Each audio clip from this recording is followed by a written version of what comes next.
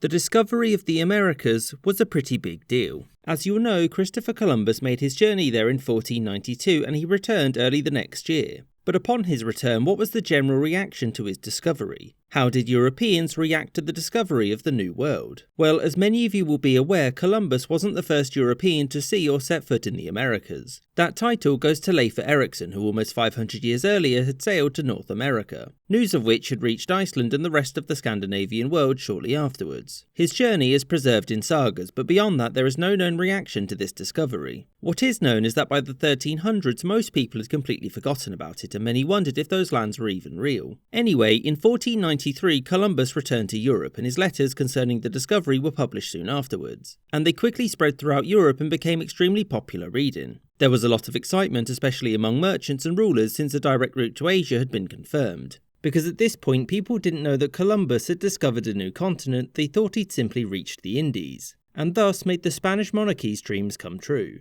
Like most Spanish dreams, this one was brought to an end by the Portuguese, who sent Vasco da Gama to sail south and find a route around Africa. He succeeded, and when he returned in 1499, the distance he travelled and the stories he told meant that Columbus probably didn't discover Asia. These new suspicions weren't confirmed until Amerigo Vespucci returned from his voyage in 1503, and upon his return he referred to the lands that he visited as the New World. His findings were published, and within 40 years this New World had been named after him. So how did Europeans react to this new world? Well, to start, this wasn't some earth-shattering discovery for most Europeans. New lands had previously been discovered in the Azores and the Canary Islands, and the existence of the Americas barely affected them at all, since most Europeans had much more pressing issues. And so disappointingly, the reaction of the average European was largely muted. And the same goes for the Church, since the discovery of the New World didn't contradict any theology nor present any immediate issues. As for the rulers of Europe, they did have varied responses. So the Spanish were quick to accept that this was indeed a brand new continent with brand new peoples. There was some disappointment that this wasn't Asia, since the primary motivation was trade, but instead empire would be Spain's consolation prize. And after this there were many efforts to find a navigable waterway through the continent to facilitate any potential trade with Asia. As for Portugal, they also soon came around to this being a new continent, and whilst they had received a chunk of it from the Pope in 1494, their primary focus was on that sweet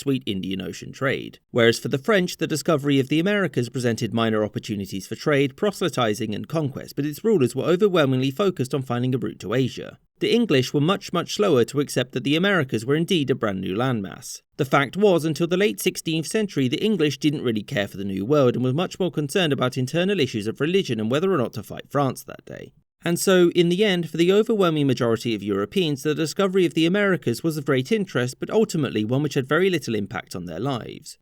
I hope you enjoyed this episode and thank you for watching, with a special thanks to my patrons: James Bizanet, Kelly Moneymaker, Marvin Cassow, Mo, Rob Waterhouse, James Castaneda, Jerry Lambden, Gustav Swan, Aaron the White, Jordan Longley, Marcus Arsner, Charles I, Rashid Ali, Copper Tone, Maggie Paxkowski, Lexi Schwinn, Miss Izet, Matthew Shipley, Robert Wetzel, Spinning Three Plates, Spencer Lightfoot, Corshow Wolfe, Anthony Beckett and Winston Kaywood.